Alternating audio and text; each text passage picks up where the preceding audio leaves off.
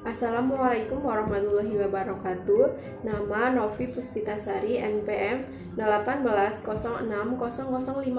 dari Prodi Pendidikan Guru Sekolah Dasar. Di sini saya akan menjelaskan tentang pendidikan inklusif di Indonesia.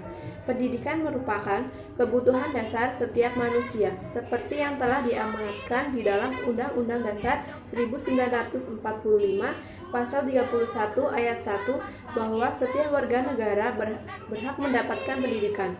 Oleh karenanya, sangatlah jelas setiap warga negara memiliki hak untuk mengenyam pendidikan dalam konsep yang merata, termasuk mereka yang memiliki perbedaan dalam kemampuan dan fisik atau yang sering disebut difabel. Seperti halnya anak berkebutuhan khusus atau penyandang disabilitas, juga anak-anak layanan khusus, karena mereka juga sama memiliki cita-cita dan masa depan.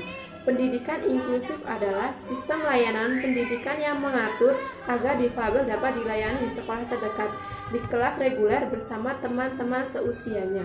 Tanpa harus dikhususkan kelasnya, siswa dapat belajar bersama dengan aksesibilitas yang mendukung untuk semua siswa tanpa terkecuali difabel.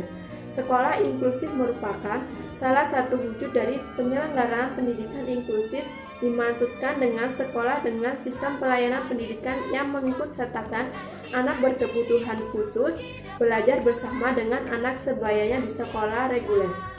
Dengan kata lain, pendidikan inklusif dan konteks pendidikan formal merupakan sekolah yang memberikan layanan pendidikan bagi anak berkebutuhan khusus yang dididik bersama-sama dengan anak lainnya tanpa terkecuali untuk mengoptimalkan potensi yang dimilikinya.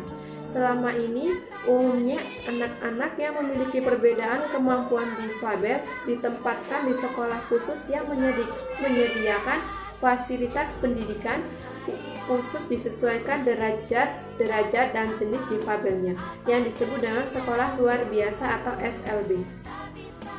Secara tidak disadari, sistem pendidikan SLB terkadang dapat membantu eksklusivisme bagi anak-anak berkebutuhan khusus. Eksklusivisme tersebut selama ini tidak disadari telah menghambat proses saling mengenal antara anak difabel dengan anak non-difabel.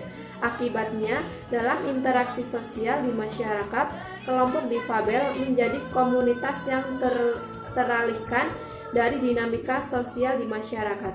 Masyarakat menjadi tidak akrab dengan kehidupan kelompok difabel. Sementara kelompok difabel sendiri terkadang merasa keberadaannya bukan menjadi bagian yang integral dari kehidupan masyarakat di sekitarnya. Tujuan pendidikan inklusif yaitu, secara umum, pendidikan adalah usaha sadar dan terencana untuk mewujudkan suasana belajar dan proses pembelajaran agar peserta didik secara aktif mengembangkan potensi pribadinya untuk memiliki kekuatan spiritual keagamaan, pengendalian diri, kepribadian, kecerdasan, dan akhlak mulia, dan keterampilan yang diperlukan dirinya, masyarakat, bangsa, dan negara. Di dalam UUD nomor 20 tahun 2003 pasal ayat 1.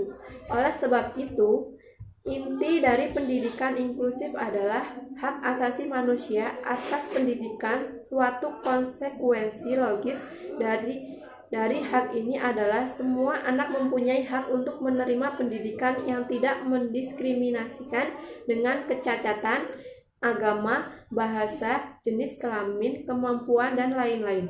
Tujuan praktis yang ingin dicapai dalam pendidikan inklusif meliputi tujuan langsung oleh anak, oleh guru, oleh orang tua, dan oleh masyarakat. Manfaat pendidikan inklusif adalah yang pertama, membangun kesadaran dan konsepsi pentingnya pendidikan inklusif sekaligus menghilangkan sikap dan nilai yang diskriminatif. Yang kedua, melibatkan dan memberdayakan masyarakat untuk melakukan analisis situasi pendidikan lokal, mengumpulkan informasi semua anak pada setiap distrik, dan mengidentifikasi alasan mengapa mereka tidak sekolah. Yang ketiga, mengidentifikasi hambatan berkaitan dengan kelainan fisik, sosial, dan masalah lainnya terhadap akses pembelajaran.